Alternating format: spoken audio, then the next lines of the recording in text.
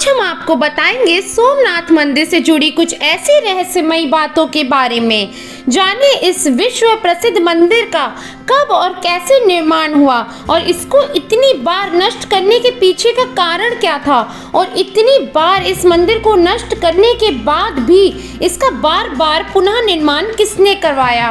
पूरी जानकारी के लिए वीडियो को एंड तक जरूर देखें। सोमनाथ मंदिर प्रभासपतन वेरावल गुजरात में स्थित है। ये मंदिर बहुत ही प्राचीन व ऐतिहासिक शिव मंदिर है और माना जाता है कि ये मंदिर शिव के 12 ज्योतिर्लिंग में से पहला ज्योतिर्लिंग मंदिर है। अब हम आपको बता दें कि ज्योतिर्लिंग आखिर होता क्या है।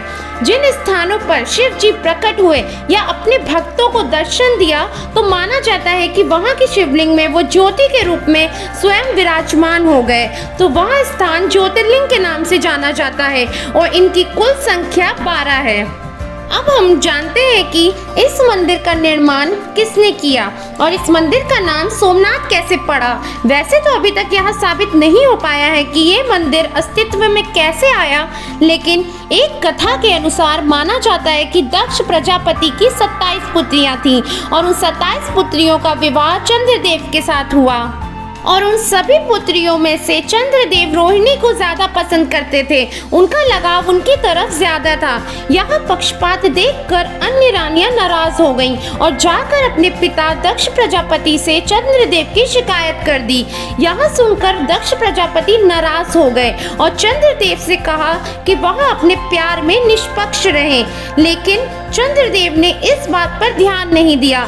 यह दुर्व्यवहार देखकर दक्ष प्रजापति ने उन्हें श्राप दे दिया कि दिन पर दिन उनकी चांदनी मतलब चंद्र की रोशनी घटती जाएगी।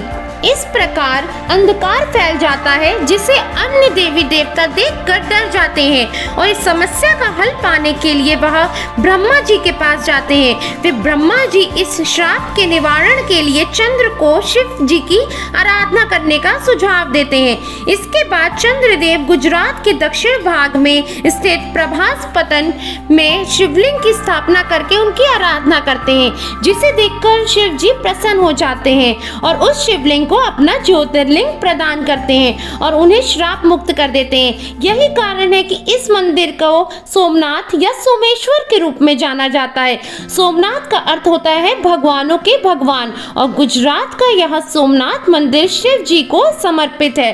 इस मंदिर का उल्लेख हमें ऋग्वेद और भागवत में भी देखने को मिलता है। कहा जाता है कि यह मंदिर 2000 साल पुराना है। उल्लेख के अनुसार यह मंदिर ईसा के पूर्व अस्तित्व में था। इसी जगह पर दूसरी बार 649 ईस्वी में वैलभी के मैत्रिक राजाओं ने इस मंदिर का पुनः निर्माण किया। पहली बार 725 ईस्वी में सिंध के मुस्लिम सूबेदार अल जुनैद ने अपनी सेना के साथ इस मंदिर को नष्ट करवा दिया था। फिर इसके बाद 1815 ईस्वी में प्रतिष्ठा किंग नगभट्ट सेकंड ने इस मंदिर का तीसरी बार पुनः निर्माण कराया। उन्होंने इस मंदिर के निर्माण में लाल पत्थर का इस्तेमाल किया था। इसके बाद अरब की ओर से यात्रा करने आए अल बरूनी ने अपनी यात्रा का विवरण एक उल्लेख में किया था और इस उल्लेख को पढ़ने के बाद महमूद गजनवी बहुत प्रभावित हो गए और इसके बाद सन 1026 में महमूद गजनवी ने अपने 5000 सैनिकों के साथ मिलकर सोमनाथ मंदिर पर हमला कर दिया था और वहां की संपत्ति लूटकर मंदिर को नष्ट कर दिया था। लगभग उसने 20 लाख दिनार की लूट की थी, जिसमें से सोना, चांदी और आभूषण भी थे और उसने आधे शिवलिंग को भी खंडित कर दिया था।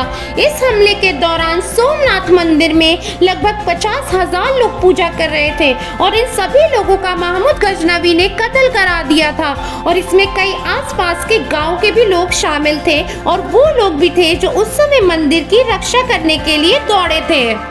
इसके बाद महमूद गजनवी ने मंदिर को जलाकर नष्ट कर दिया था और इसके बाद बताया जाता है कि सन 1026 से लेकर सन 1042 के दौरान सोलांकी राजा भीमदेव और मलवा के राजा भोज ने मंदिर का फिर से निर्माण करवाया था। इस तरह इस मंदिर का चौथी बार निर्माण हुआ। सन 1297 में जब दिल्ली सल्तनत ने गुजरात पर अपना कब्जा कर लिया था तो फिर एक बार सोमनाथ मंदिर को नष्ट कर दिया गया था और इसके पीछे हाथ था दिल्ली के सल्तनत अलाउद्दीन खिलजी का। उसने अपने सेनापति नुसरत खां के साथ गुजरात पर हमला किया और वहां की सारी धन संपत्ति लूट कर ले गया। नुसरत खां के इस आक्रमण के बाद इस मंदिर का हिंदू राजाओं द्वारा पुनः निर्माण किया गया और इसके बाद एक बार फिर 1395 ईस्वी में गुजरात के सुल्तान मुजफ्फर शाह ने इस मंदिर को नष्ट करवा दिया था और वहां का सारा चढ़ावा भी लूट लिया था।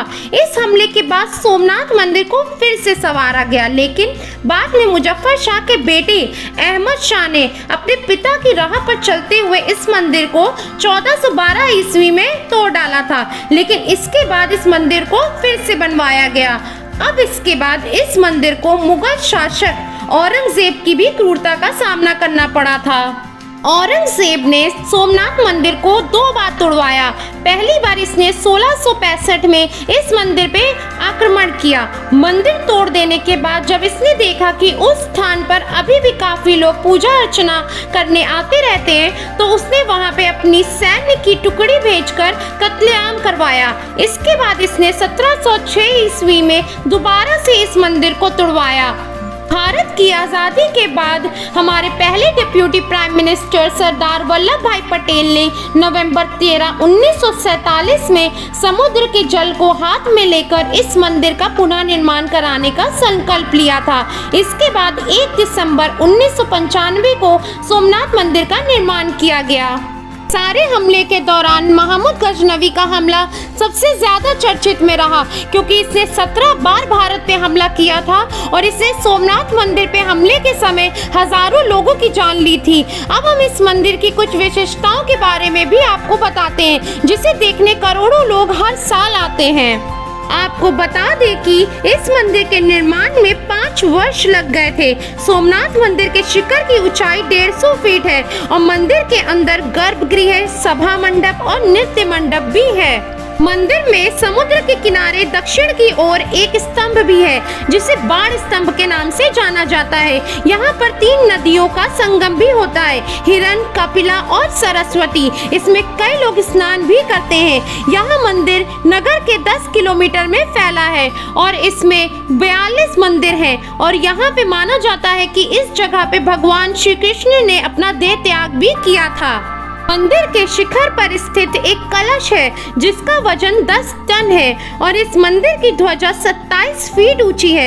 यह मंदिर सुबह 6 बजे से रात के 9 बजे तक खुला रहता है और इसी समय के बीच पर्यटक और भक्त दर्शन करते हैं। सोमनाथ मंदिर में 3 बार आरती होती है और इस अद्भुत आरती में शामिल होने कई श्रद्धालु आते हैं। मंदिर की वास्तुकला भी बहुत सुंदर है और यहाँ 7:30 बजे से 8:30 बजे तक लाइट एंड साउंड शो भी चलता है, जिसे ज्यादातर पर्यटक देखने आते हैं। इन्हीं विशेषताओं को लेकर यहाँ मंदिर दुनिया भर में विख्यात है। Thanks for watching. Please like, share and subscribe.